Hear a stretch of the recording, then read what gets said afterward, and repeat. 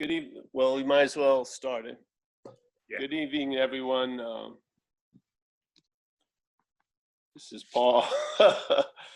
This is the Wednesday at 7 o'clock meeting. Are there any new people here? Mike, can you see if anyone's... Well, I met, was it Robert from New Zealand? Robert from New Zealand? Yeah.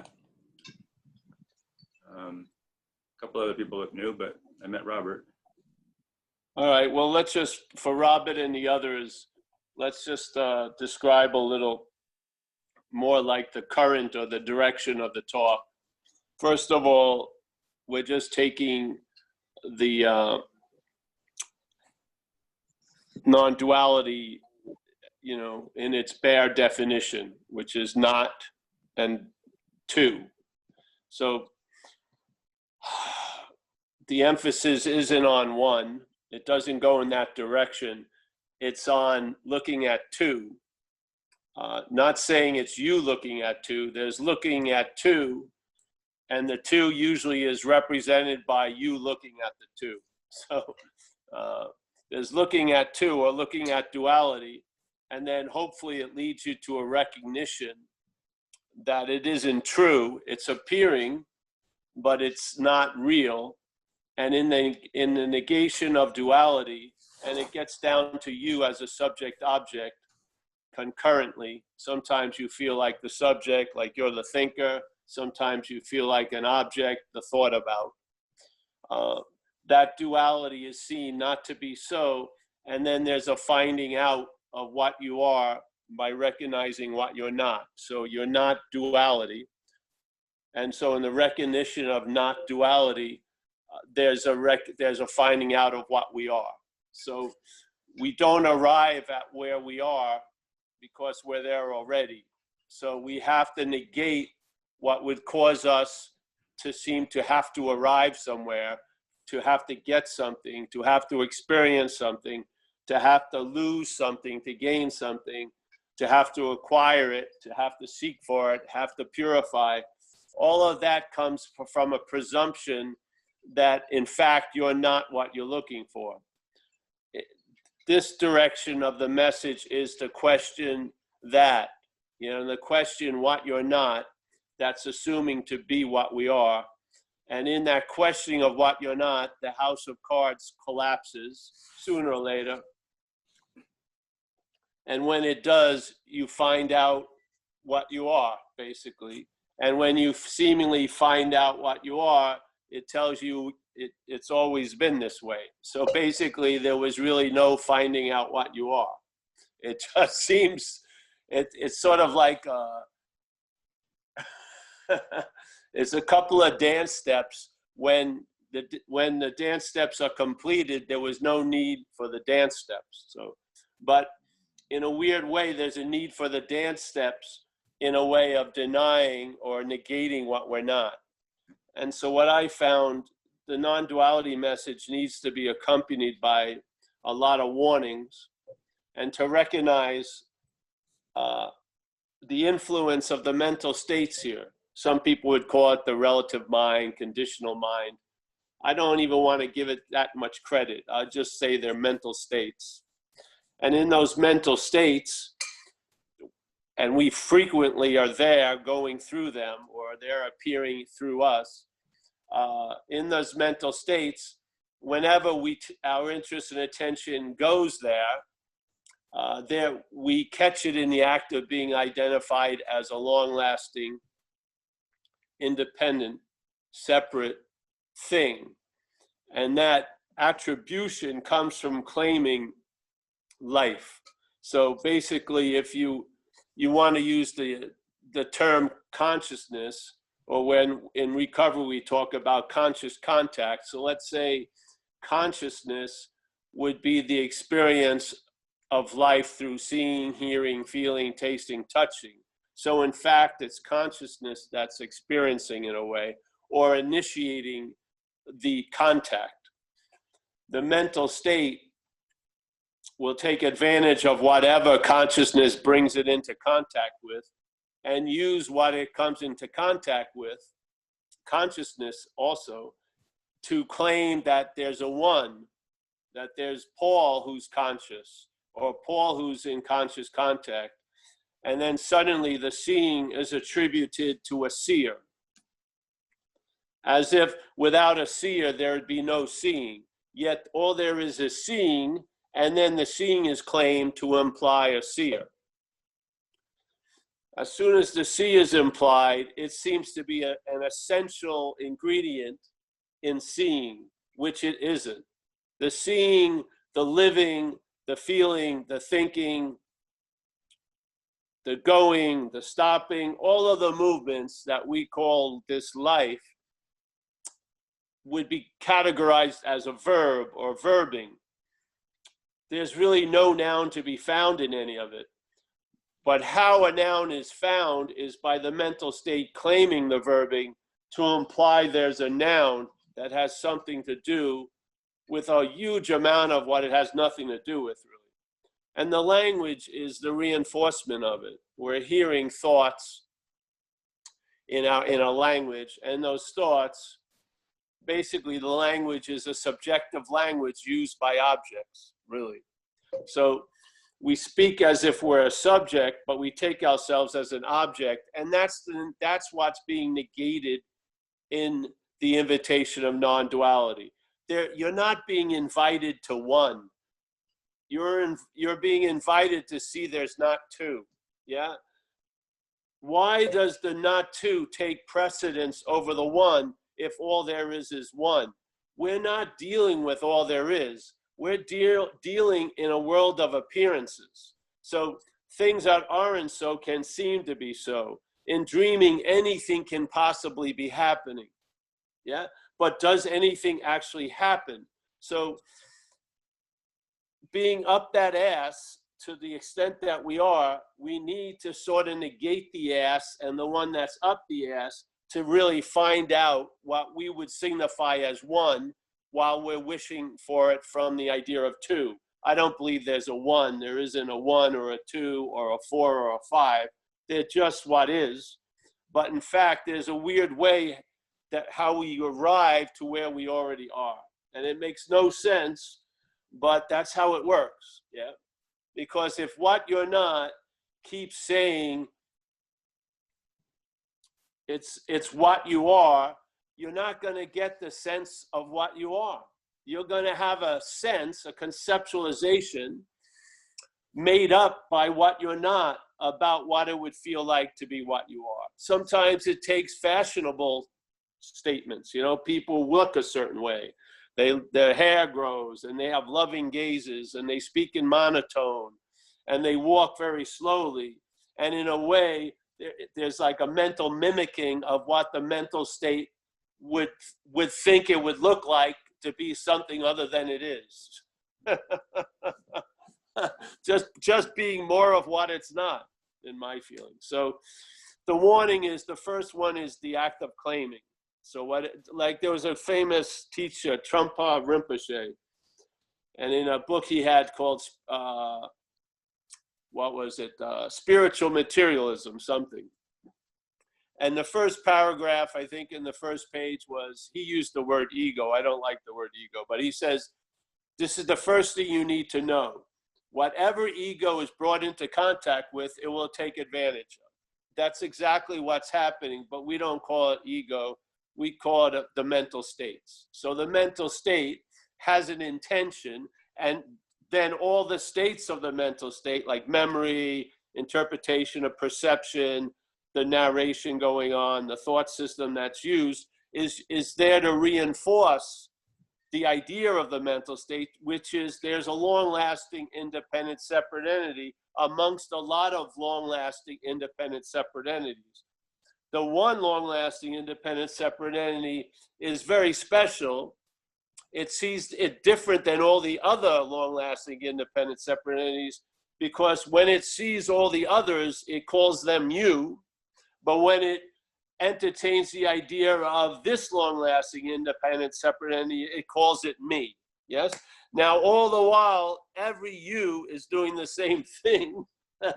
So it's whipping up a certain specialness. But in fact, because all of them are doing the same thing, there's no one doing it. It's like mechanical. So The mental state implies there's a you. Something swallows the AU and then spits out the A, and now it's you. And then it sort of, masticates that, throws it up, regurgitates it, and then suddenly it's me.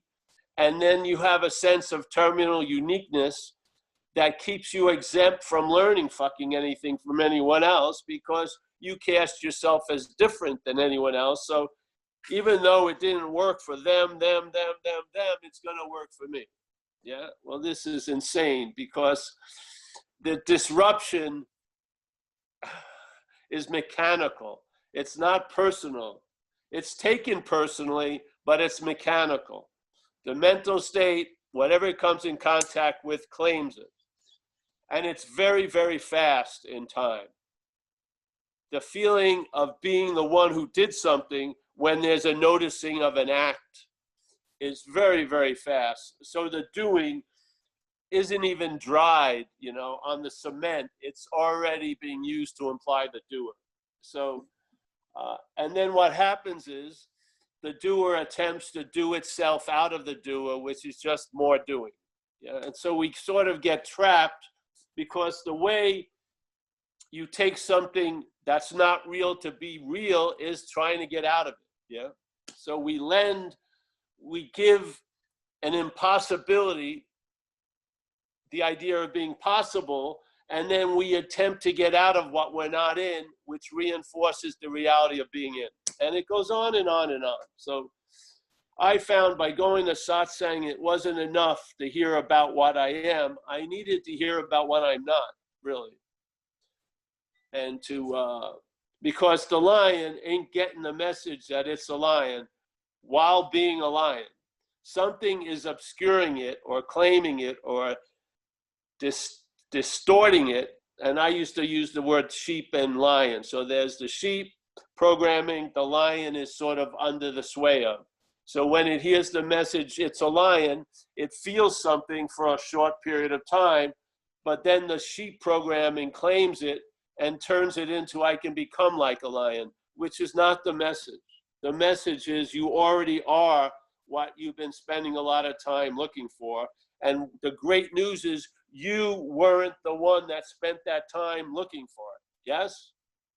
That's it. It's not that you has to be rehabilitated to stop looking for what it is. You see you're not the you that's looking for it. Then there's a loss of interest and attention, and the loss of interest and attention weakens the projection of that you looking for what it is. It just does, because we are the light, yeah? So that you can only live off of reflected light, and that reflected light constantly goes to that object of view by the obsession of self, by the bondage of self, by the interest and attention being enslaved to everything that's about you being a long-lasting, independent, separate entity. There's a loss of interest in that. And then when it's sufficient, I don't know, you'll find out, basically. You'll find out. Because it will probably appear, or at least manifest through you in a unique manner. It'll probably be accompanied by a lot of laughing. And suddenly, that which you used to take so seriously, sort of like the CNN channel, now becomes like the Comedy Central channel, to a large extent. Yeah? And I don't know what to tell you. All I can tell you is this. Yeah, I tried to look for what I was for a long time. I tried to do myself into it. I tried to purify myself so I could have that vision. I didn't realize all of that behavior was cast or framed by a statement that we found in recovery to be so true, which is self can't get out of self. I understood that intellectually, but I kept calling one of the selves Paul. And then it made total sense for Paul to try to get out of self. I didn't know that Paul was AKA self. Yeah. So there you go.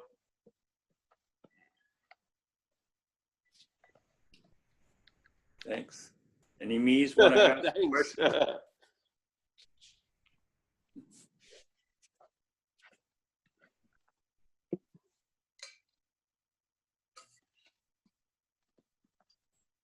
Our friend Robert from New Zealand has got his hand up.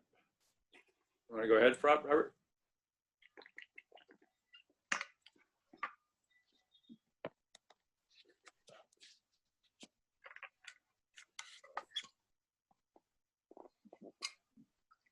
Yes, Robert?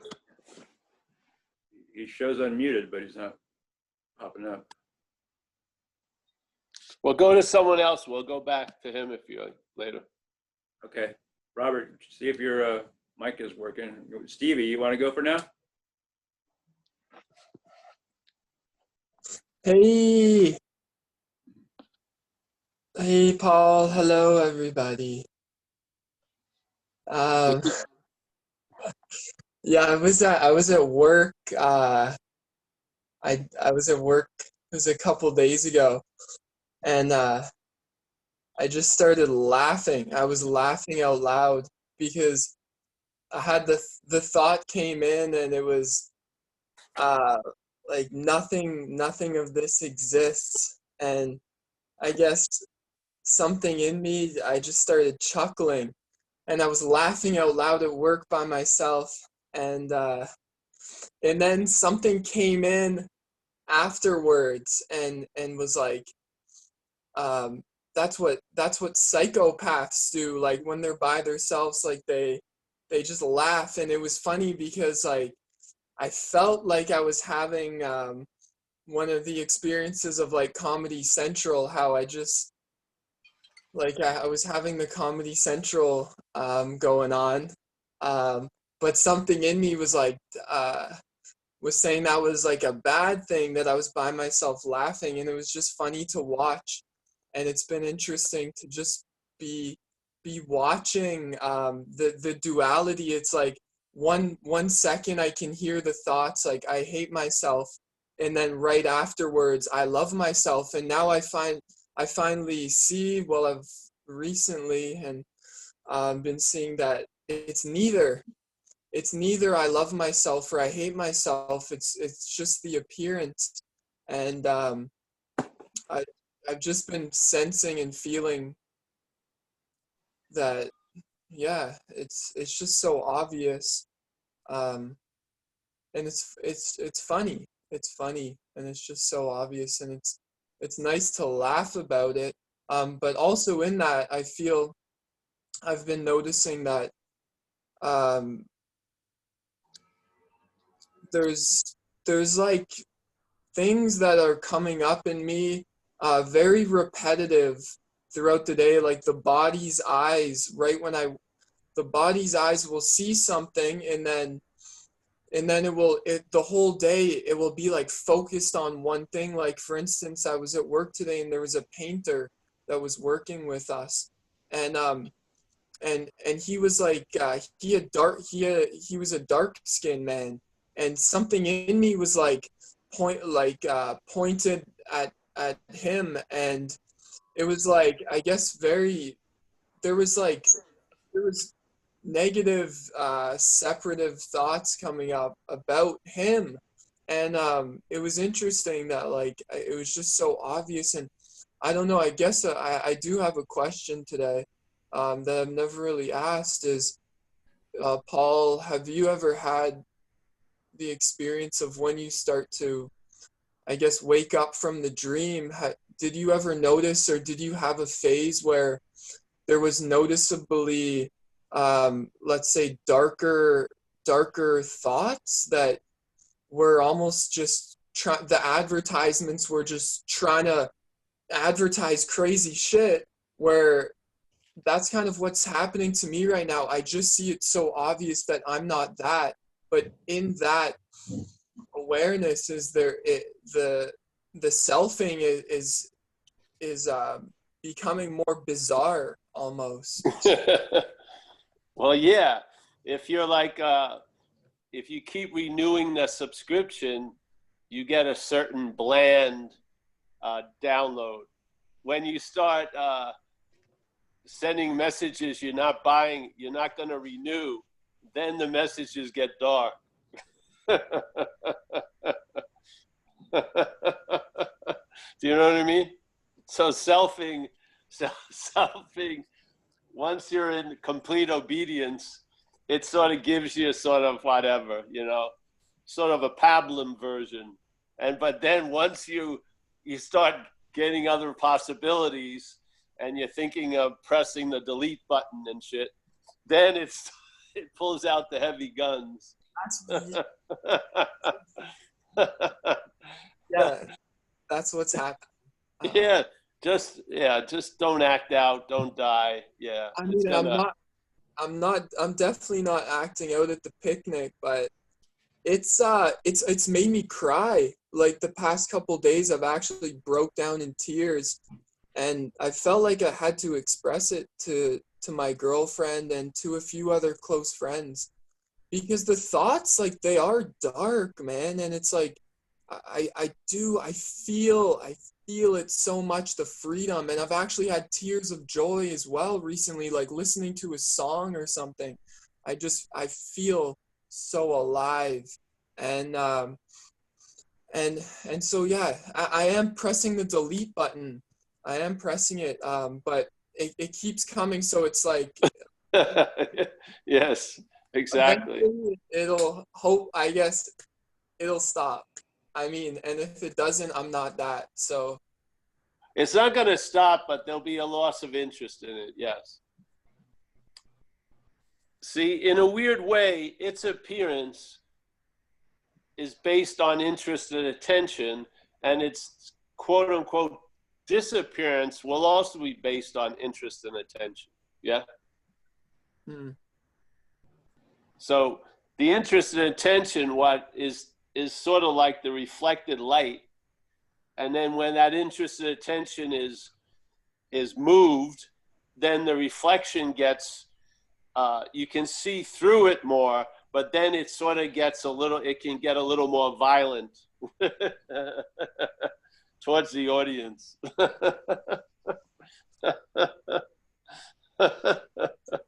But it's all finite, yes? That's the good news. right. And you're not. Steve, you're the one in Toronto, right? Or Canada? Yeah. Yes, I Yeah, am. yeah. Nice to hear. I can't see you, but I recognize your voice. Yeah, Yeah, nice. I've watched you for a few years. You're in good hands, bro. Just share what you need, and like basically, like Ramana said, your head is in the tiger's mouth. Ramana Maharshi, for people who don't know, your head is in the tiger's mouth. Basically, it's a done deal. Yeah. So.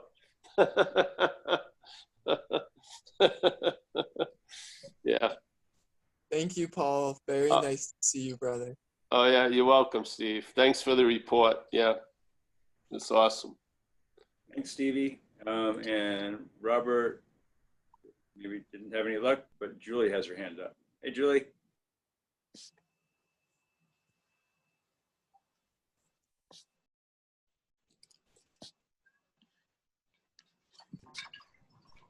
I'm looking for Julie. Can you hear? I don't hear her yet. I asked her to unmute. I see Rob Middleton. Yes, and Johan. Hi, Paul. Hi, Mike. Hi. Hi, everyone. I read your book, The Unfinished Works, this week. The Incomplete. The Incomplete. Yeah. And there was. They're finished.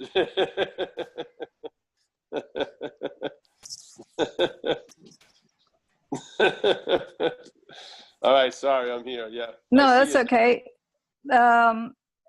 So probably the question I have for me at the moment is, I do a lot of work trying to read and do the videos, and then I start to stop and just really sort of just breathe.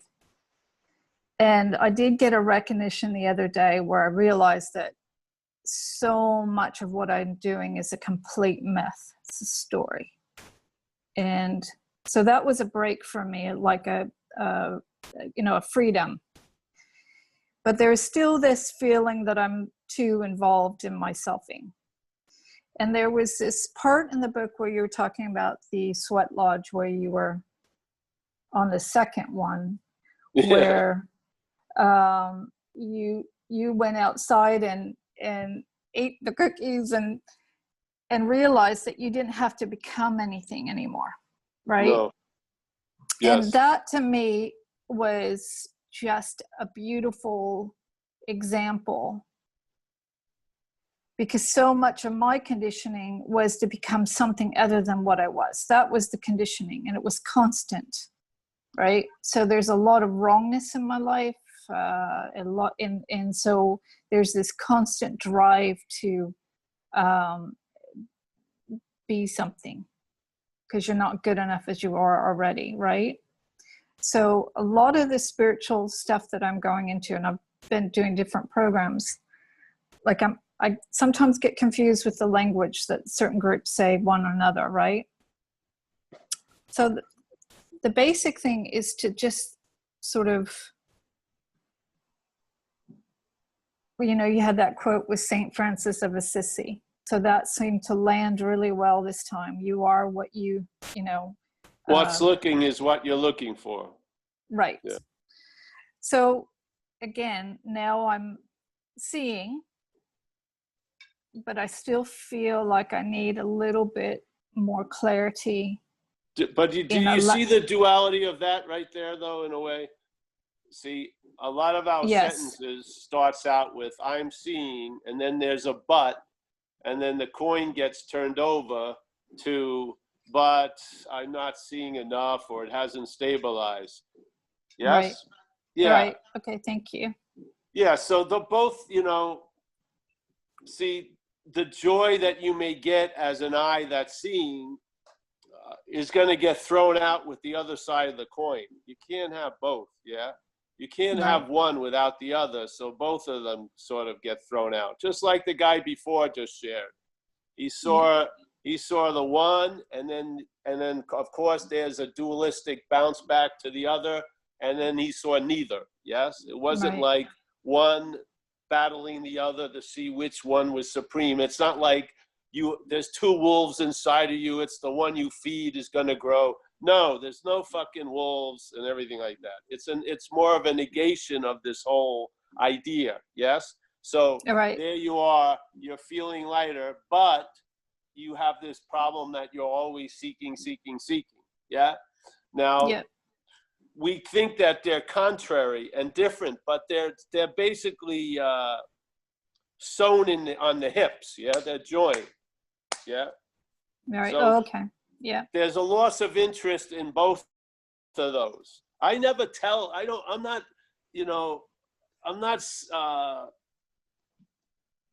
my head isn't proclaiming I'm seeing all day. There's just seeing.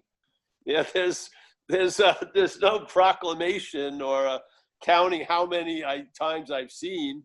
That all of that, there's been a loss of interest in all of that. That's the freedom. The freedom here, the liberation is from the need to be liberated. Yeah. Right. Yes. See. Yeah.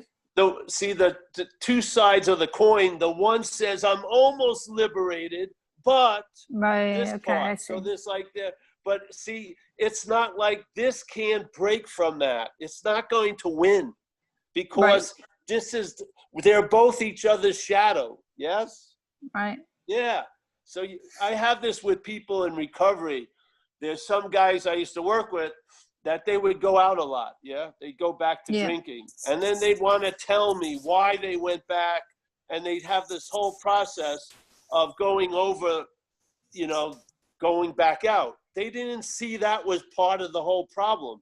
They thought, no, I'm speaking from the solution now. No, the whole thing was part of the shit. Yeah. So I told them, listen, I don't want you to talk to me about alcoholism.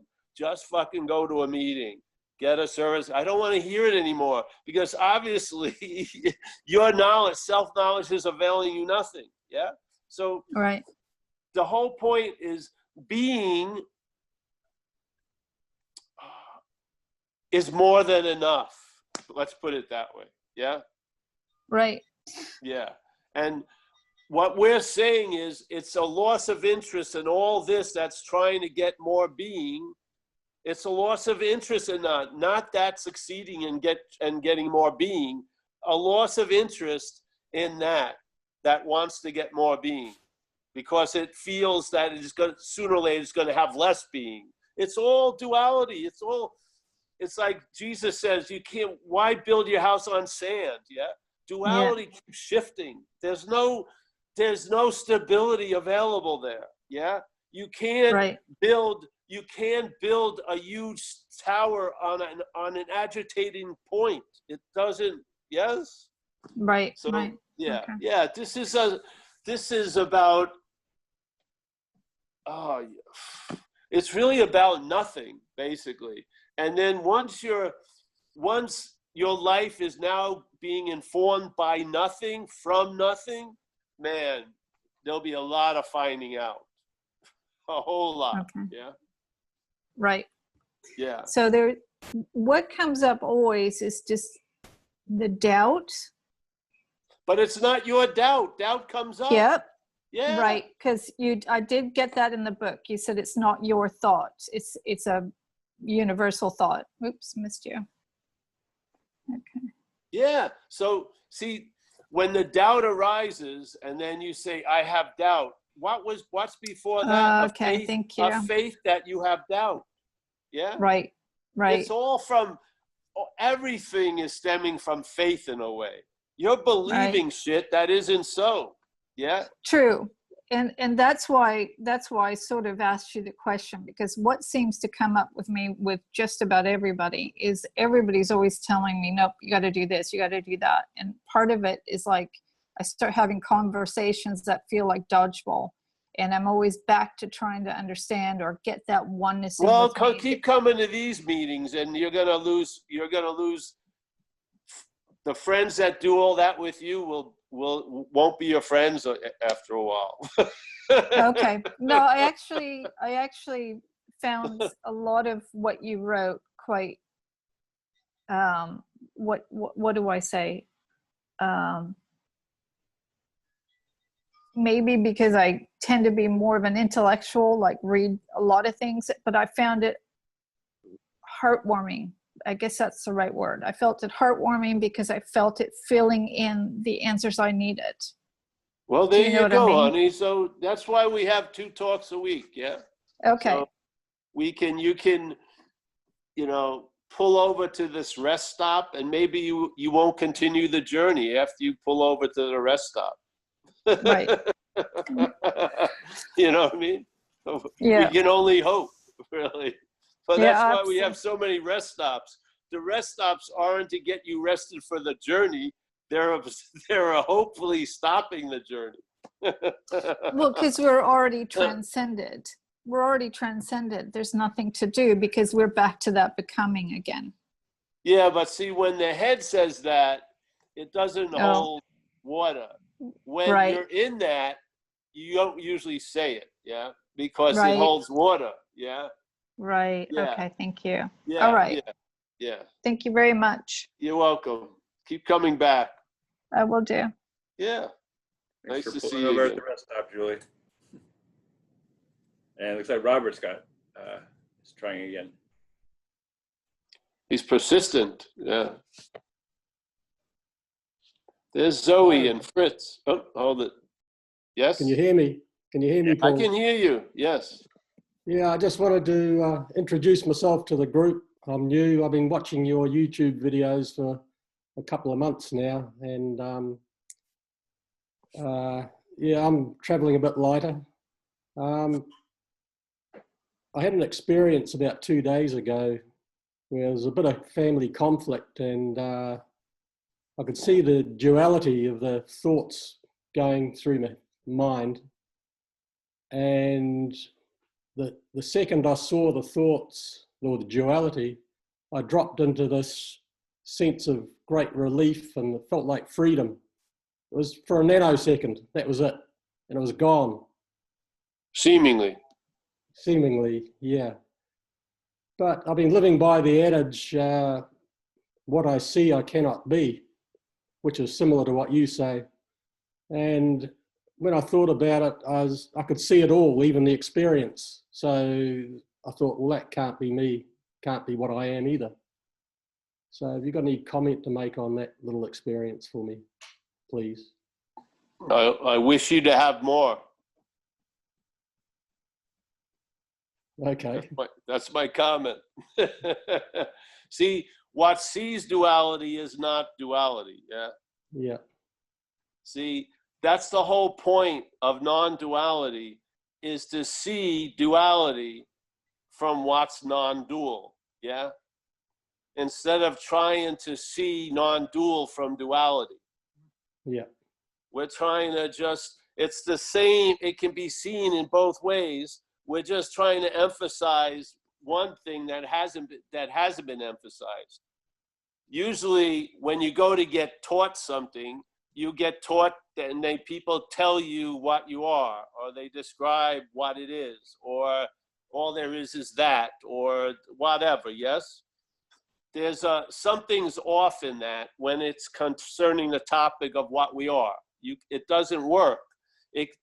Describing what you're not to what you are works, yeah? So someone describes a mountain to me, I learn about the mountain because I'm not a mountain, yes? But once they start talking about me, talking about what I am to me, it doesn't work, yeah? Because what's hearing it is what I'm not. We're in an act of being identified as what we're not. The mountain isn't in that act, yeah? The mountain, we're the one that gave it the name. It doesn't say it's a mountain. It doesn't say fucking squat, yeah? So this whole idea is to stop spending time studying about what we already are. Let's study about what we're not, because the obscuring is what we're not obscured in what we are. We're obscured by what we're not, yeah? Seemingly, it's appearing to us. That's the great news. It's not true, but it appears to be true, yeah? And so, and when it appears to be true to us, it's almost as if it's fucking true. So you can't just poo-poo that. So we've got to see that I'm not that which it's appearing to be true to. It's not denying it's not appearing to be true to me. I'm seeing other things right now. My perceptions tells me there's an ivory wall about 50 feet away, yeah? I'm not, why would I want to argue with that? All we're questioning is the claiming to be the one that's seeing the ivy wall. I'm not denying the ivy wall, but I'm in the act of negating the idea of Paul seeing the ivy wall. That's all it is. Yeah, it's just questioning what you're not. Yeah, because, and all it is see, here you go. The selfing goes on, and then there's something that's implied. Yeah, we're trying to explain the selfing, and then a pause right at that point where it's implying something, yeah? And then you see the selfing from what you are, and you don't jump into what you're not. You see it.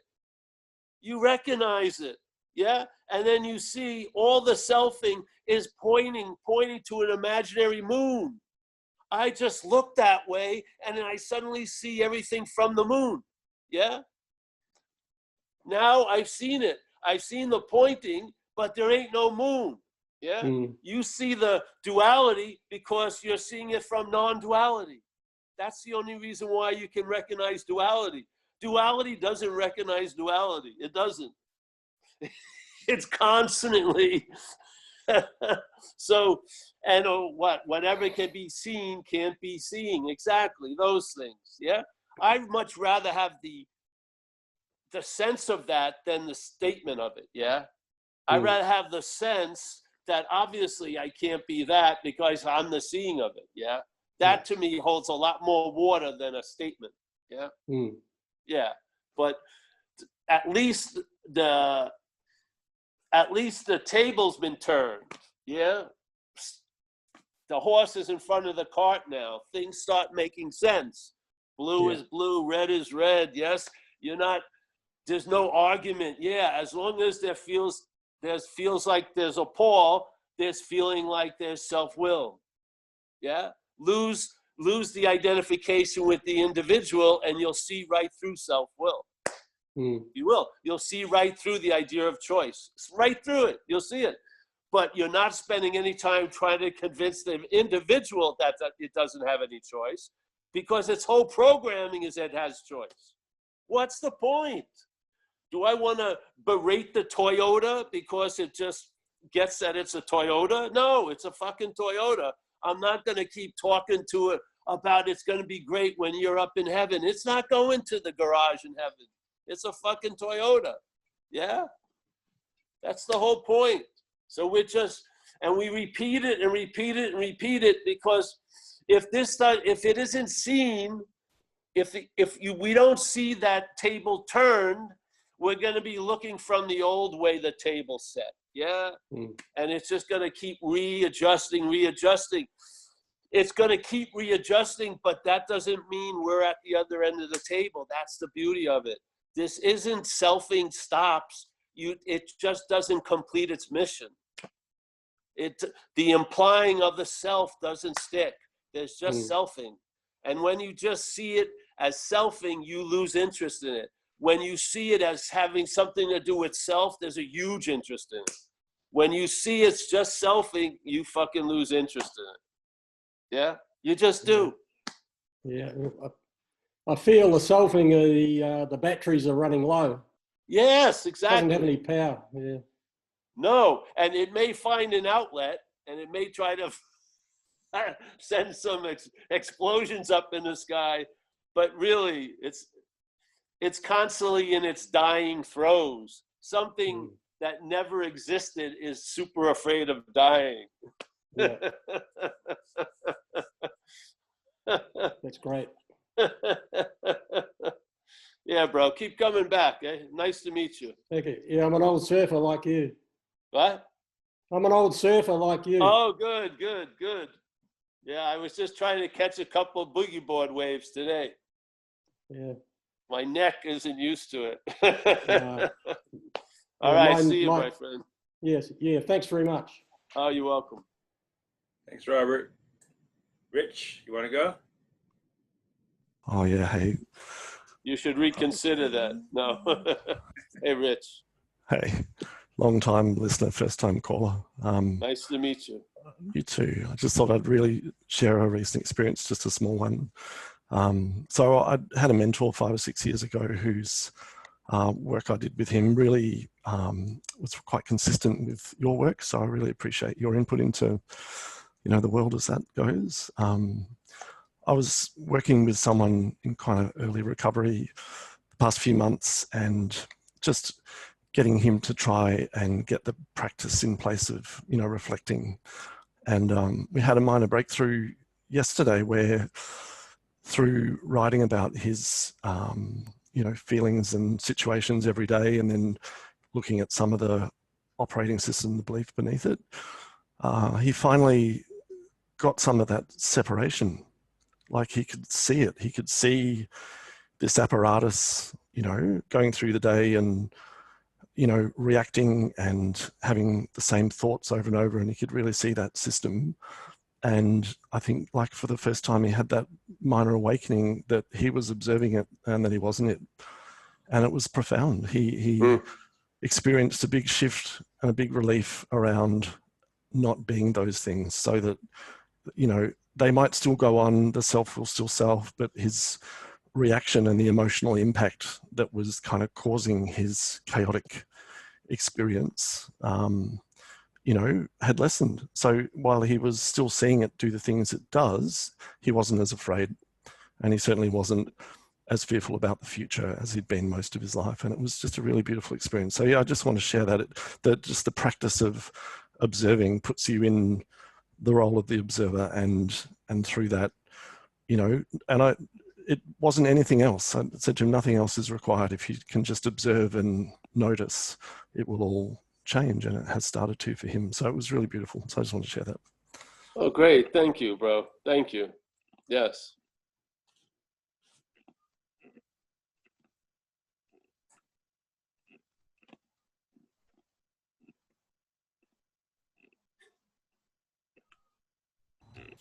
Mandeep has his hand up. Thank you, Fritz.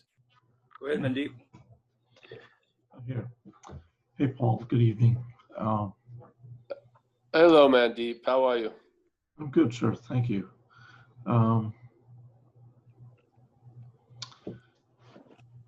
The mind is constantly involved in selfing, and or at least I'm trying to relate my experience to you, and so please correct me if I'm off there. But, well, it's not constantly. It's not constant, that's for sure. or it's operating under the constant assumption of a self. Yes, that it does. And so that continues. And now there's the idea that, and coming through theoretically, that I may not be that, having studied some non-duality scriptures. Yes. Now, Yeah. I wouldn't say I may not be that. Yeah, well, that's a nice way of starting. Yeah. okay, I may not be that. okay. So thereafter, the search for the truth starts. But that Well, hopefully it search, stops. okay, and But that's hopefully where, it stops. and that's where my question is: can The the mind? finding of truth starts. The searching for truth stops. Then there's a finding of truth. Okay, help me understand that, because my thought is, as long as the mind is searching, it cannot find it. Well, I'm just saying that's right. The searching of truth stops, and then there's a finding of it.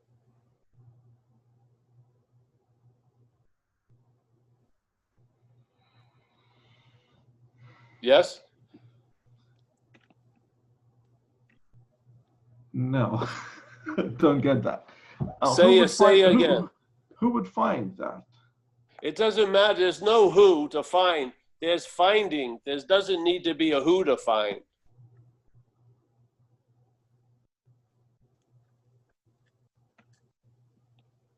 The finding out is that which gets claimed to imply there's a you. Mm-hmm. The finding is happening first.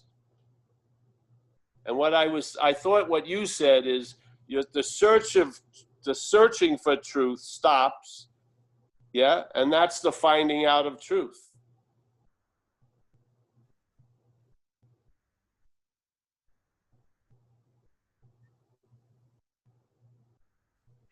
Yeah. If you're searching for truth and you are the truth, then the only way you're going to find out that truth is the searching for truth to stop, or to see you're not that which is searching for truth. Yeah.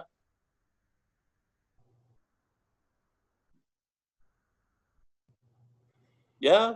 See, if you what are I'm struggling truth, with is, hmm? what I'm struggling with is the if the search stops, then this continuous flow in the dream continues. Yes, of course. Then how can the finding be? How can the finding come about?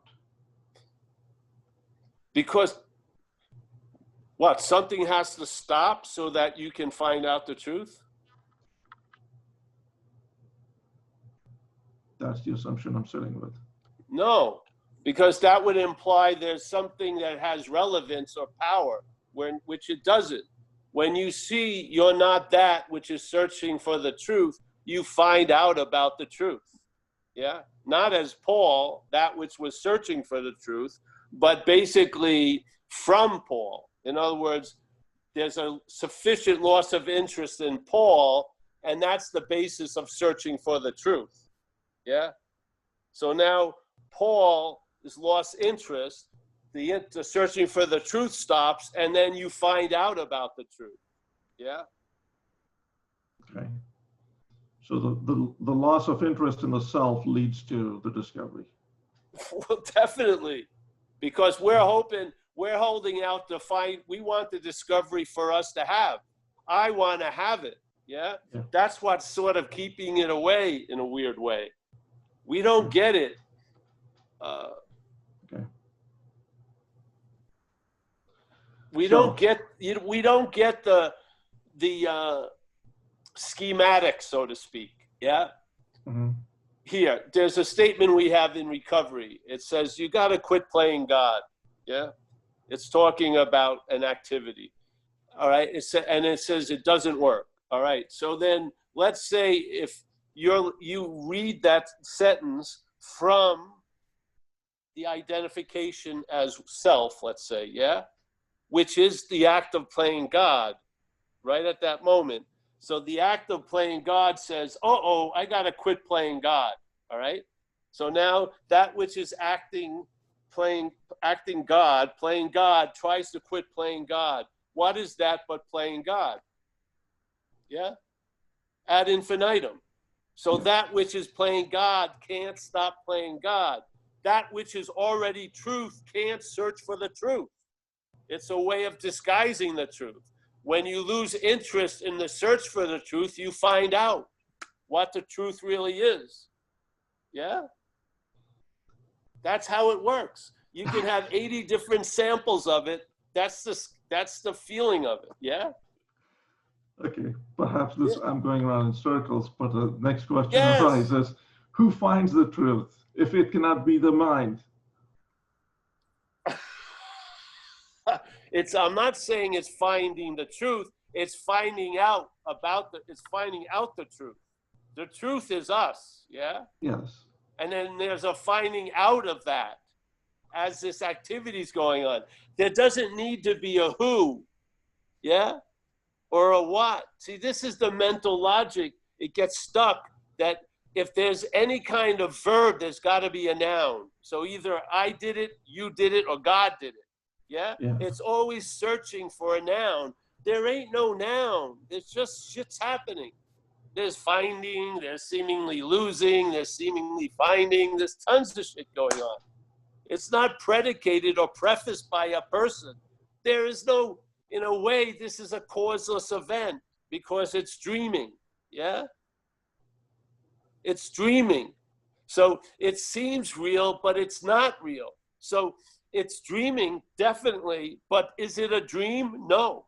It's not a thing called a dream, but it's dreaming. Yeah? Yeah? See, what happens if you think there's a dream, it immediately implies there's got to be a dreamer. But there isn't. This is dreaming. Yeah? And then the idea of dream and dreamer is part of the dreaming. Yeah? All the assumed nouns are verbs in disguise. Yeah? This is what drives people crazy. As a noun, they think everything should stabilize and they should be at peace all time. They're a verb. They're dreaming. They're a constant activity that wants to use itself to produce stillness, which can only be more activity. We don't get it. You're a noun in name only. You're a noun in name only. Yeah. Yeah? The Colorado River is the Colorado River in name only. You can grab a bucket of that water and take it home and tell everyone this is the Colorado River, but you miss the greatest essence of the Colorado River, which is the rivering. Rivering. We put fucking names on things. Everything is verbing. Yeah? This is how the mental state makes relevance. It's up to me to find God or not, or I'll be the obstruction to God. It just wants to have relevance. It's made up, bro. Yeah? It's made up. Or it's being made up. There's nothing that's made up. It's being made up. So once you get a feeling of there are no nouns, and then you feel like the whole verbing of what's going on, then all the searching for nouns and for who's and for what's and for why's just gets dismissed. You lose interest in it all. Yeah? And you're just living. Yeah? Just is a misnomer. Living. Yeah?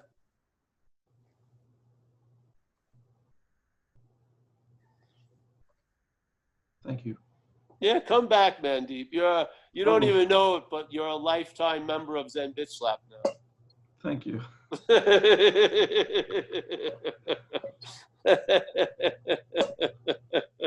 Thank you, Mandeep. Yeah. Thanks, Mandeep. Michael, you want to go? Is that Michael O? Michael Cannon. Oh, I want to thank a lot of Michaels who donated money to me. Not to me, but to the messenger. They were all me. Oh, well, they are good. There you go. I give Anyway, you all the credit. yeah, a long time viewer, listener, and first time caller. This message really resonates quite a bit with me. And throughout my life, I've had little glimpses of it off and on. And things can go along swimmingly for quite a while, but I'm also, I was diagnosed recently with PSTD, and I didn't know what it actually was, but it had been interfering with my life from that point. I won't go into details about the situation, but so, you know, I'd be fine. You know, I was very interested in Eastern religion, Zen as a teenager and on. And there'd be years where it'd be like really sinking in, it'd be wonderful. But then the trigger that would trigger the PSTD would throw my life into chaos. And so when I hear this message, there's a lot of confusion because some part of me really wants to believe there is no me, that this didn't happen to me, but it's obvious that it did happen. And there are stressors and triggers that bring it right back into the present moment, but it's a past event. And so I get confused with the message, there's no me, there's no past, there's only now. And, you know, to just say that over and over and over again doesn't help when a trigger triggers the chaos. Yes. See, but let me jump in there. There is no past, but there can be a past now. Yeah. There's definitely triggers, but there's no you being triggered. But the body's getting triggered, the brain's getting triggered. Yes? There's a triggering, but there's no you getting triggered. Yeah? That's the difference. It's not about there's never a trigger and there's no effects from the past that are seemingly happening now. We're just speaking that there's no you, yeah, that it's happening to or is causing it, yeah? The ownership is all that's being questioned, yeah, in a way. So I have post-traumatic stress disorder, I guess, PTSD, from getting arrested quite a lot. And I remember when I would take a long flight to Australia or something, and I'd been up for 14 hours, I'd feel rather uncomfortable going through customs because I felt they probably had a huge 10 by 14 picture of me in Interpol, and I should definitely be carted off to jail right away. And I would have physiological effects of that anxiety of getting arrested all of a sudden, which happened quite a lot. Yeah, that has nothing to do with me. Yeah, the body, but the point is, if I'm trying to say it has nothing to do with me by trying to wish it away, it doesn't work. That's trying to use non-duality. It doesn't work that way. Yeah, you're gonna feel what you're gonna feel, but is it you feeling it is the difference. Yes, what the you wants is not to feel shit. So it will say, well, there is no you, and therefore there should be no feeling of anything while feeling it, yeah, which sucks. Because now you got a philosophy that seems to have no effect, yeah? But Yeah, see, that's the the confusion, and the main point that I have is that when it's happening, and I tried to say, you know, well, who is it happening? Yeah. There is no you, but it's still fucking happening. And That's right. You know, when it happens to anyone who's had this kind of disorder, it's hell. It's horrible. Yeah. So I don't know, the use of even knowing or understanding that there is no you that it's happening to doesn't relieve the, you know, the shaking, the confusing thoughts, and the terror. But what it does underneath it, I guarantee it basically, is there's a traveling lighter. For sure. Yeah. Definitely for sure. Because what's knowing it, what hears this message doesn't need to remember the message. Yeah, the spiritual subpoena has been served. I'm positive of it. I've watched it thousands of times. Yeah. Now, you being conscious of that or not has its effects. But the fact is, what you are heard the message. Yeah, it's been delivered. It got through the sheep and it went to the lion.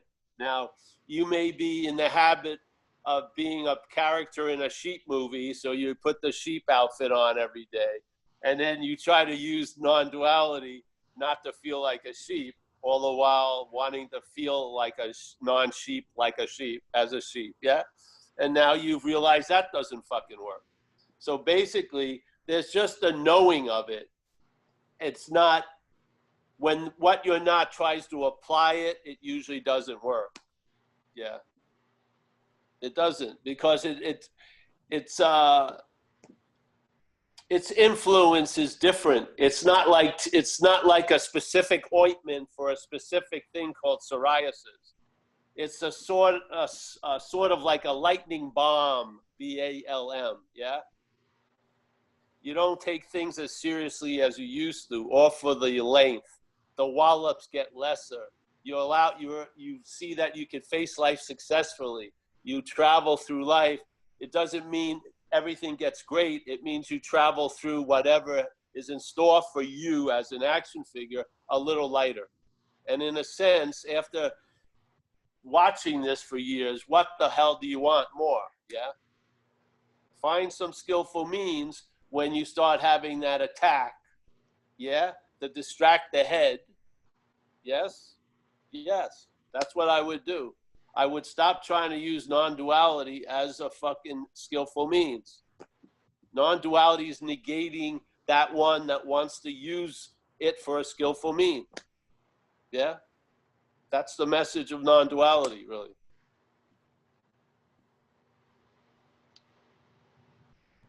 Okay, thanks. Yeah. And then watch when it does it, you're not that. It's just revealed itself to you. Yeah. Yeah, it just seems easier said than done. So. Well, just, again, I don't know how else to describe it, but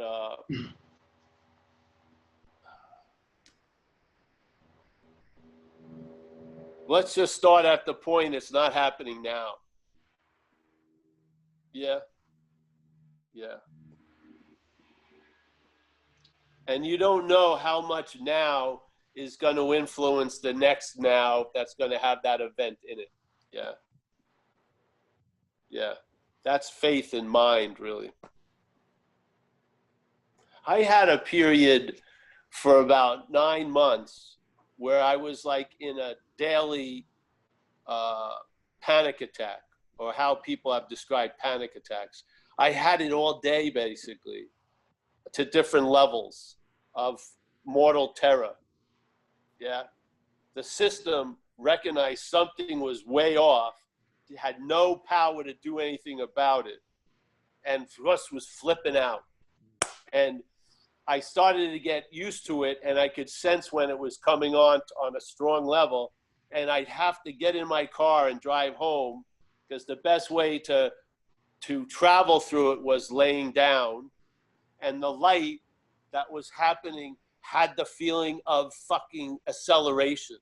So it wasn't just brilliant. I felt my chassis was going to blow apart a lot, to the point where I would take money out of where I hide it in my old house, and I'd put it in an envelope with the bill sticking up next to the nightstands, because I knew I was passing away that night, and I didn't want my roommates to be stuck with a dead body. So I put some cash there so they could get rid of it. And that happened more than once, many times in a 9-month period. Luckily, there were 3-month segments. So the first 3 months were fucking off the charts. The second 3 months would faint, like going back to the first 3 months a couple of times during those months. And then the next 3 months would faint like they were going back to the one prior. and it's just sort of lost acceleration, lost oomph, and then something got reestablished, and I haven't had anything like that for years now. Yeah, but I'll tell you, I mean, I wouldn't wish it on anybody. No. Yeah, so that's been the only way I can, and I mean seriously. I was sent to the hospital. I broke the blood pressure machine. My blood pressure, they couldn't even gauge it with the machine. I had to stay overnight. They didn't know what was happening. And then they finally realized it was the brain.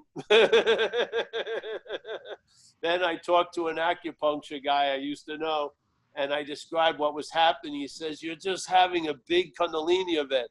Come over." I went over to his place. He gave me some herbs, and I went to see him like 4 times a week. And I'd stay on the table until my pulse changed, like an hour and a half or something. And I managed to make it through until the shit worked out. Yeah. And I didn't get loaded again, and I didn't do anything crazy. I cut down. I didn't go on tours, that's for sure. When I was speaking, I'd have to make sure my girlfriend would be telling me, keep it calm, because then if the message accelerated, I would just leave. And it was a fucking, it was a trip. It was totally a trip. Yeah. And so I'm simpatico with you in some level, because, and it was, yeah, it was a trip. So, and I don't know what happened. I feel like everything, you know, I believed, you know, energy is sort of like electricity. You're used to 110 wiring and 110 ampage, but then sometimes it shifts to 220 and it stresses your wiring. And that's what happens. Your organs get stressed when you have an energetic event, and it can feel like you're dying a lot. Yeah. Yep. But that's not the case in a lot of respects. And I'll tell you, you know, it was given some purpose in the dreaming oneself out of the dreaming, that's for sure. I have no idea what it was, but the dreaming has continued. I seem to have made it through. Yeah. And, you know, if I thought I was an alien back then, I'm extremely alien now. Extremely alien at the moment. So there you go. All right. So if you need anyone to talk to, just email me and you can call me up. Yeah? When the shit hits the fan. Zen Bitch Slap is a full service fucking cult. We don't leave anybody high and dry unless it's good for them. Now you're just telling me. I could have saved a lot of money in psychiatry bills. Damn it. You probably could have. Yeah. I'll see you, bro. Thank you very much. I appreciate it. Thank you. Yeah. Yeah. Thanks, Michael. Zoe? Oh, Ready? Zoe.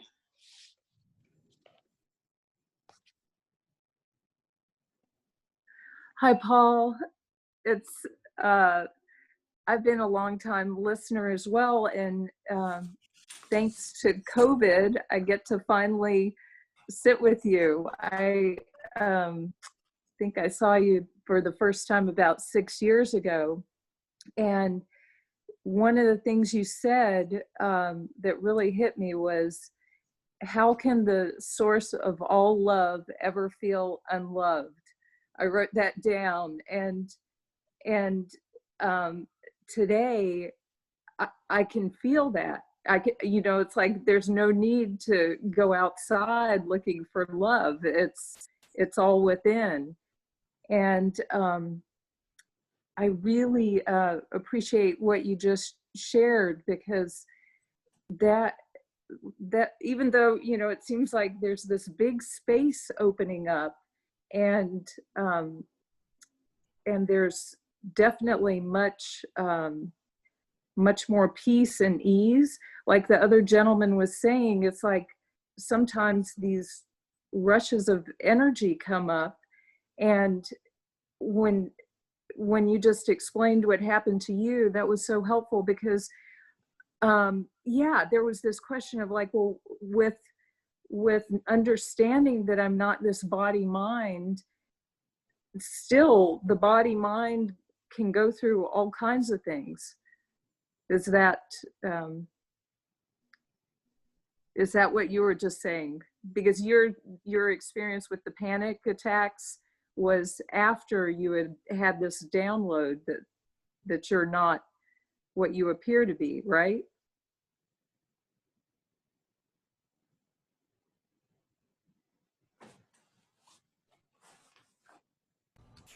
Paul, I you're don't know if you're hearing me. I don't know where you are.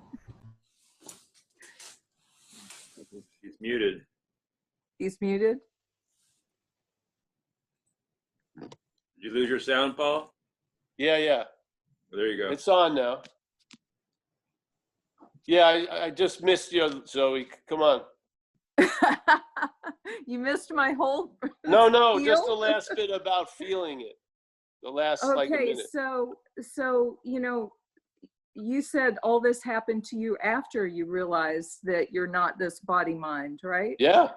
Okay, so that's, yeah, it was so good to hear that, because it's like I'm clear that I'm this awareness, but stuff sometimes happens with this body mind, like the other gentleman was saying, like just whoosh, here comes this energy. So Yeah. yeah. Well, see, it's a confusing point because people believe things that aren't true. It's like that we believe that there is in the universe deck of cards, there's a get out of jail free card.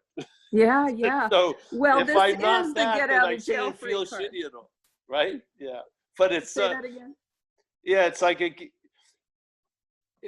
then you get rudely surprised Okay. when, yes, because there's a thing going on that never needed a self to be going on.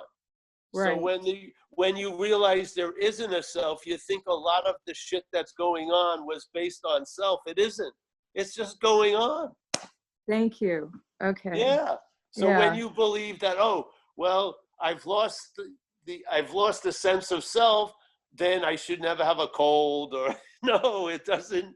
It had nothing to do with self at all. Self is an add-on. Okay. Yeah. Self is like something that comes after and keeps saying it's before. So it always is super confused because its logic doesn't explain shit. It doesn't. You're thinking, all right, so this is why I felt so shitty. Now that's gone and you still feel shitty. And then you're surprised. What? Maybe there's just feeling shitty. Maybe it has nothing to do with a person or a non-person. That's awesome. Yeah. That's the traveling lighter. You gotta, hey, you want to call it a hike, or in AA we call it trudging the road of happy destiny. There seems to be a journey here, and you're not going to get gypped. You're going to feel a lot of shit. Yeah. And it has nothing, it's not predicated on a you or not a you. Yeah. It's just traveling with the you as an add-on. Oh, the heaviness can get so profoundly fucking exquisite, or there's a lighter, you can travel lighter. The Paul can't be that which travels lighter. It's like traveling lighter from Paul. Yeah. Yeah.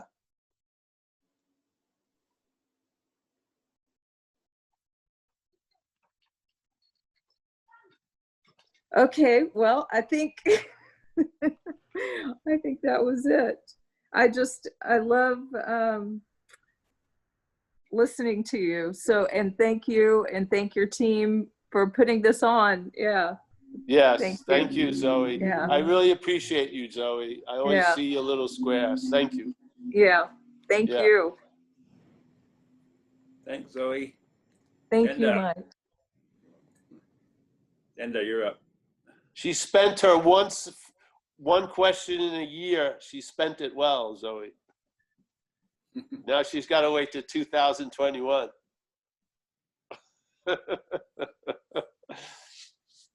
All right, so who's next? Hi, Sandra. Paul. Sandra here. Oh, yes. Speak the up a roof. little. My phone's probably not working that good. Yeah, maybe All right. mine is also not so good. Speaker, okay. So from the roof again.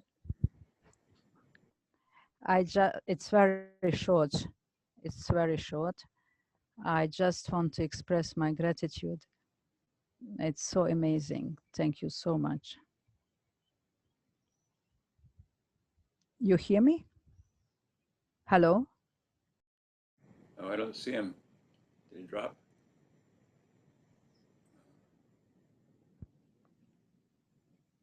I think he disappeared. Yeah. Thank you, Mike, for doing this. It's so, I'm also very, very thankful to you.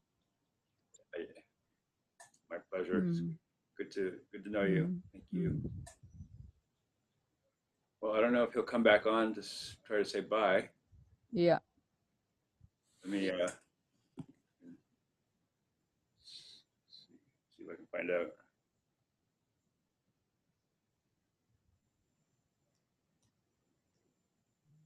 Hey, Mike, I'm here. I'm here. Oh, So start again. I started to hear Sanda. yeah. Got cut off. Yes. Oh, yeah, Paul. I want just to express my gratitude. I'm so grateful for that what is coming through you. You. Yeah, it's amazing. Yeah, it's traveling lighter, and the caves are closed. Caves Yeah. are closed since shutdown, and is still shut down in India. The caves are closed. Oh, yeah. So you asked me to go in the caves and think on you or Oh, on the the cave group is or closed. whatever. Yeah. Yeah. Well, Two caves. you are the cave, though. Any cave will do. That's it. That's right. Yeah. Just thank you. Oh, you're welcome, honey. Are you doing well there in India? Yeah, it's total shutdown. We cannot move. We cannot go to the next place. Let's say Pondicherry is not so far from here. Yeah. Not able. Oh, to so you travel. have to stay there.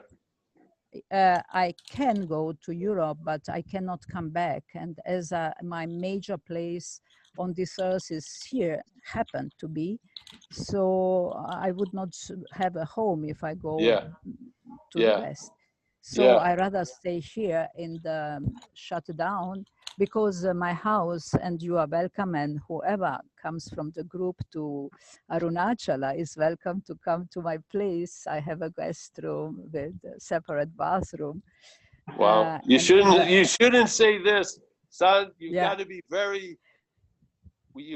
very sure what you're saying, because you don't know the Zen bitch slap people. They'll be over there.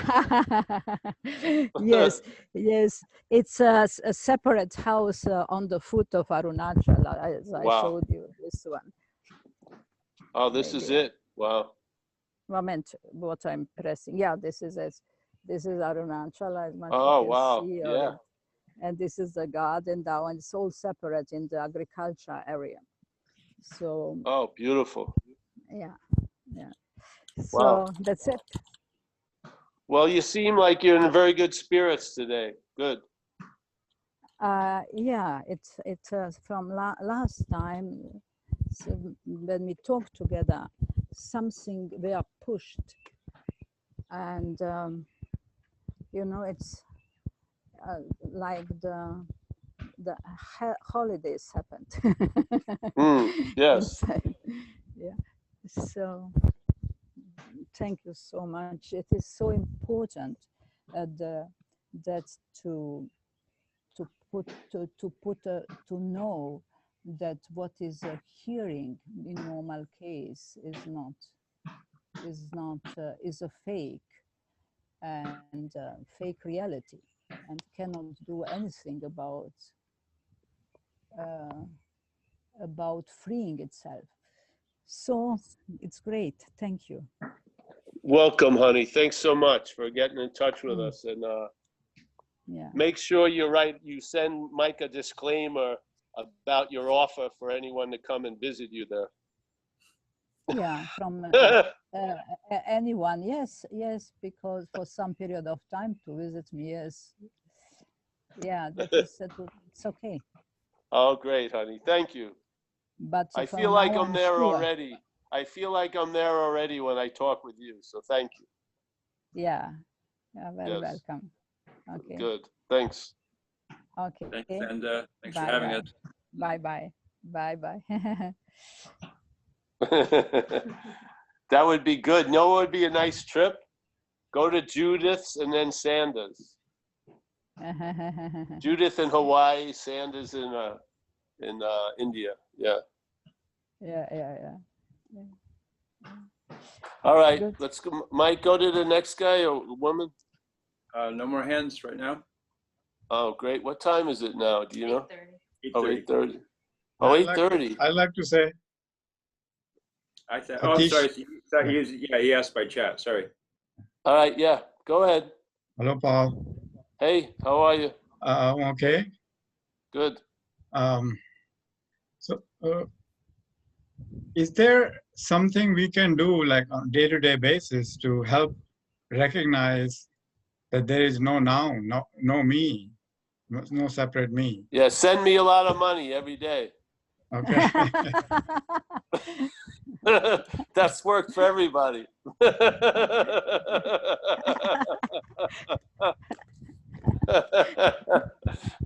No, go ahead. I'm sorry. What was this question again? Oh, is there anything to do?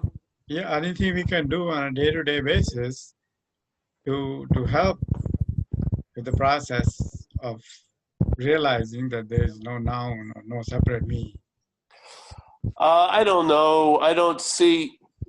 First of all, there's no process. Yeah, there isn't a noun. There isn't a you.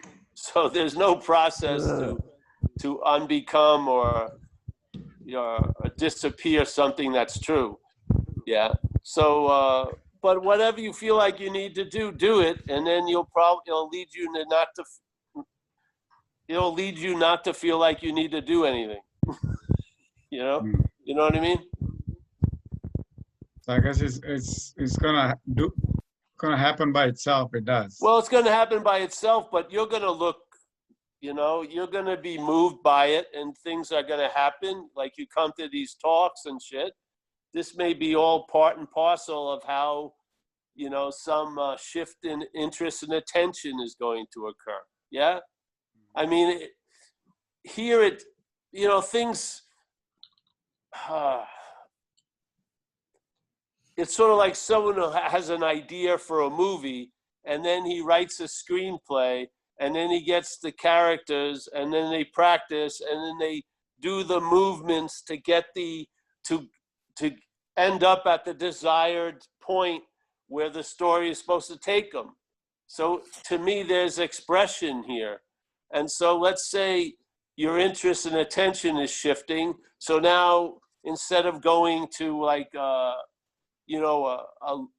$3,000 retreat for 4 weeks on the internet, you just go to Zen Bitch Slap for Tuesday and Wednesday and Saturday. Yeah. And then you have left with more time, and then you start seeing, hey, and shit just reveals itself, bro. Yeah. Yeah, but I've been doing it for a long time. Well, that's why you, yeah. So basically, who is it that's been doing it for a long time? It's not you. So maybe there'll be a loss of interest in you having been doing it for a long time. Yeah. Mm-hmm. Maybe that's what's going on now. You're going to lose interest in the you that's been doing it for a long time. Yeah. Yeah. And the funny thing is, that loss of interest is going to produce what the you is hoping to have produced by doing it for a long time.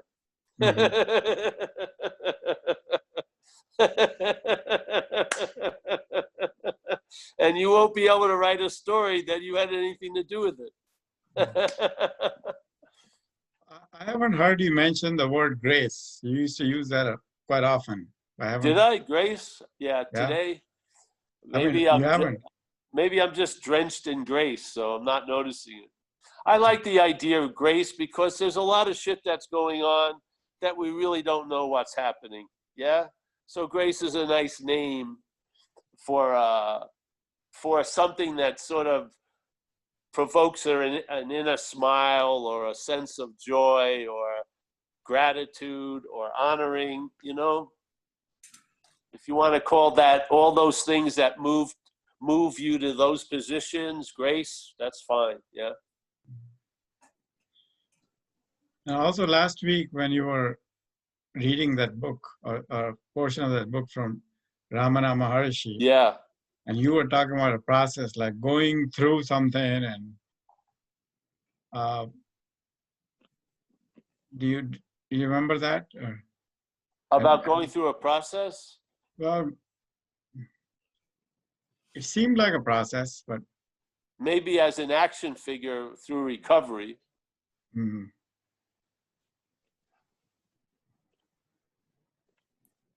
I see. But I don't know. Okay. I can't remember like 10 minutes ago. So I don't remember what was said Yeah. couple of days ago. My girlfriend remembers a lot of what I've said, but I don't. Okay. Yeah. All I know is I like you, bro, and I like to see you travel lighter. And part of the message may cause a little disconcernment or confusion, but it's all for the better. Yeah. Yeah. And So Mandeep just reminded me that you talked about self-inquiry that day. oh, self-inquiry. Yeah, because we were speaking out of a Ramana book. Yeah. And yeah, Ramana basically, the story I heard about him is he sat in silence for quite a while, realized nobody was getting the silent transmission. So then he first time he spoke, he brought about the efficiency of self-inquiry to sort of bring you to the vicinity of where you already are, yeah, by negating the opposite selves. So you have the one self asking the other self, who am I? Or from whence do I come? And there's a negation of both, yeah? And then you feel that space that he was attempting to transmit through silence, yeah? You'd feel it, you'd sense it. But I'm not a proponent of any kind of process. And he also didn't frame it as a process. He says as soon as it's turned into a process, it's not serving you. It's something during the day, yeah? If you run into a situation and it comes up, then you use it. And then if there's that sense of presence, you don't need to use it. And then if you feel like you've lost the way or you've gotten somewhere else, throw it in again, you know? It's like a beautiful wrench wrapped in grace, so to speak. You can throw it into the machinery stops, and you're still continuing. So how can you be the machinery? So there in self-inquiry, it's the who I am who's asking who I am not. Yes. Right? Yeah. Well, it's you're going, who I am, and then the other sense of self answers me, and then you ask it again, and then it goes, well, it's me, and then you answer it again, and then it may not say anything, and then you're finally at home, yeah? And when you're at home, you realize you never left home. That's an important quality of it. When it dawns on you, it's always been this way. So it negates the reality we've given the dreaming. It negates it like that. Yeah? Yeah. Do you ever know the one that Ramana used? It's an old Hindu story about the lady who had a beautiful necklace and then she loses it. And then she's really bummed out and she gets all her friends to try to find it for her. and they're looking and they're looking and they can't find it. And then they hear about a guy who says he's found the necklace, and they go to see him talk, and he gives them a plan of how you too can find the necklace. And it goes on and on and on. And then suddenly someone shows up and says, hey, Julie, touch your neck. And she touches the neck, and there's the necklace. So now she believes it just suddenly appeared, but it had never left. Yeah. So now she has great joy in finding the lost necklace, but in fact, the necklace was never lost. She just thought it was lost. And therefore, she's also thinking that she found it. So the being bummed out based on the loss, it wasn't based on the loss because she never lost it. And the joy based on finding it wasn't based on finding it because she had never lost it. Yeah? That's the beauty of it. That's the message. So in a weird way, you're negating the one self that thinks something is lost, and you're negating it with the other self that's trying to find it. And then bam-o, and there you are. You're the lady with the necklace, and you feel it, and you realize it's always been this way. I never lost, I never found. Yeah. Yeah. Thank you. Yes, you're welcome. Thank you. Hey, anytime I get a chance to share that story, I like that story. So I appreciate it. Thanks. One of my favorites. All right, Mike. Hey, I think we're going to end, eh? Yeah. It's dark. Can I say goodbyes? You may.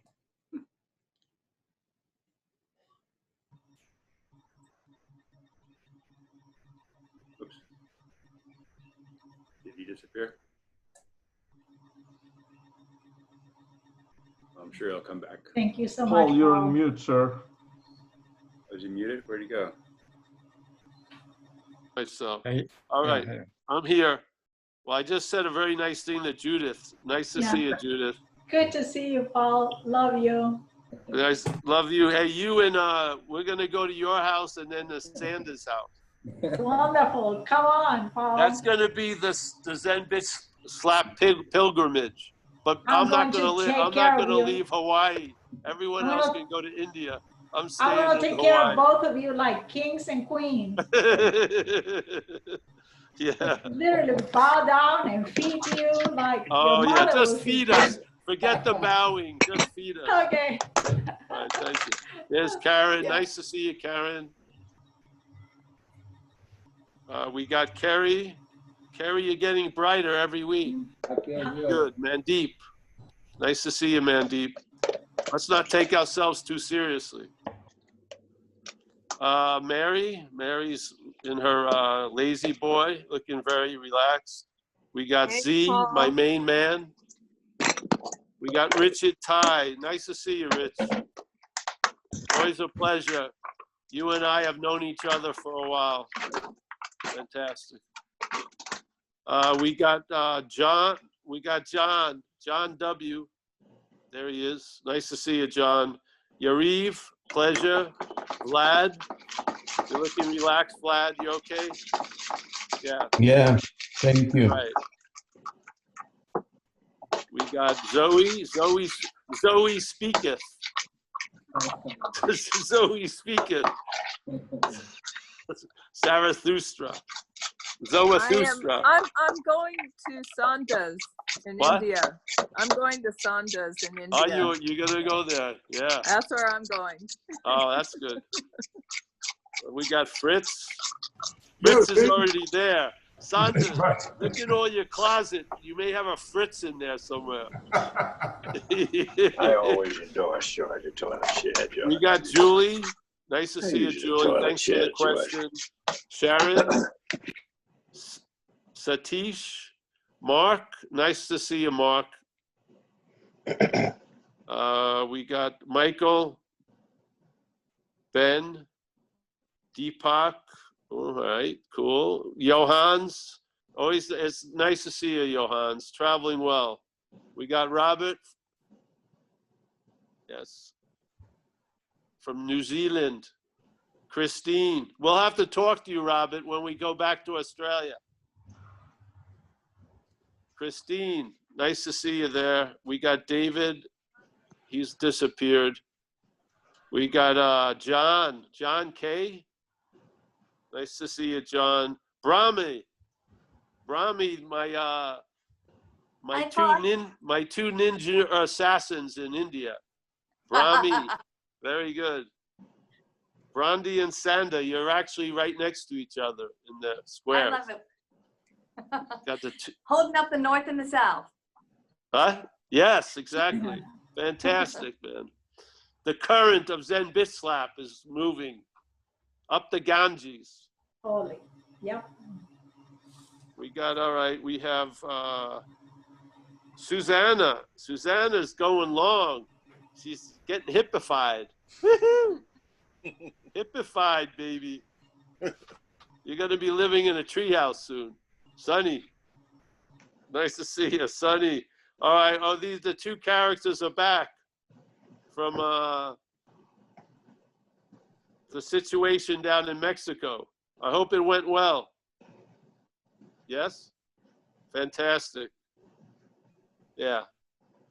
Now you need a program, a design for living. Yes. And you live it a day at a time. Woohoo! We got, I can't make that name out. Luca's chilling. He got all his questions out in one session. That was pretty good. He's done now. He's taken a vow of silence. We got Joyce. Joyce has gone to sleep, I think. Nancy, the iPad. And then we have a lot of people. Michael, Keith, all these folks. Hey, thanks so much for all the support. I hope you get to visit Zen Bitch Slap. We got the new website. Dimitri and Julia and Michael's running the show. Everything is, I just feel very, well, the light came on. Jesus, someone turned the light on in the closet. They were looking for their overcoat. All right, I'll see you. I'll see everybody. Hey, Mike. Hi. Thanks, Mike, for everything. You gonna keep it open for a while? Yeah. Thank you. Yeah. Bye. All right, hey, listen, we're also gonna do a package deal. If you buy the ticket, round trip through Zen Bitch Slap, Hawaii, India, Northern California. I'll be your tour guide. I won't be going. I won't be going, but I'll, yeah. All right, I'll see you. Sonny, nice to see you, Sonny. Don't leave me, Sonny. Don't leave me. All right, see you. Thank you, Paul.